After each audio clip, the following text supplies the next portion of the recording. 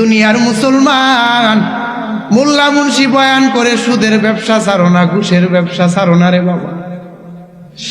দুনিয়ার রোগের ডাক্তার আছে, সুদের ব্যবসা এমন একটা রোগ, সুদ খাইতে খাইতে যদি মারা যাও, কবরে চলে যাও, আল্লাহর কসম এই রোগের ডাক্তার খুঁজে পাওয়া যাবে না। কারণ কবরটা এত ভয়ঙ্কর হবে। কবর কেমন ভয়ঙ্কর হবে! গুনাহগারের কবরের মধ্যে জাহান্নাম থেকে একটা অংশ আইনা জাহান্নামের আগুন জ্বালায় দাও। গুনাহগার গুলো চিন্তা করবে, দয়ার মালি আমার জীবনে আমি অনেক ভুল করে ফেলেছি রে আল্লাহ। আয় আল্লাহ, আমার জীবনে আমি গুনাহ করে ফেলেছি, ভুল করে ফেলেছি রে আল্লাহ। আরেকবার দুনিয়ার মধ্যে পাঠা। আল্লাহ ডাক দিয়া বলবে, রে নিমুখ হারাম, ও জিব্রাইল যা, আমার বান্দা দুনিয়ার মধ্যে আমি আল্লাহর ইবাদত মানে নাই, গোলামি মানে নাই।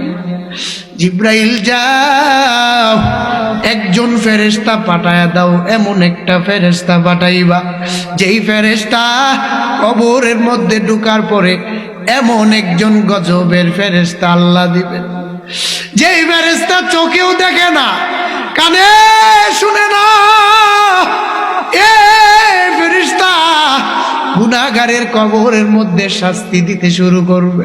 বলে একদিন আর দুদিন নয়, একটানা 40,000 বছর কবরের মধ্যে শাস্তি দিতে আরম্ভ করবে।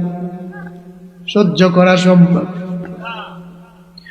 দুনিয়ার একটা মুমের উপরের মধ্যে,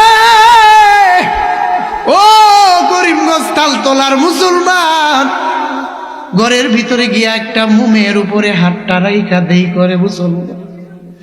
দুনিয়ার এই মুমের আযাব সহ্য করতে নি পারো, আর এই মুমের চাইতে 1000 লক্ষ কোটি গুণ জাহান্নামের আযাব তোমার উপরে জ্বালায়া দাও।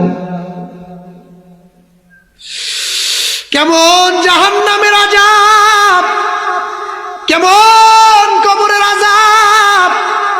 বান্দা একদিন আর দুদিন নয়।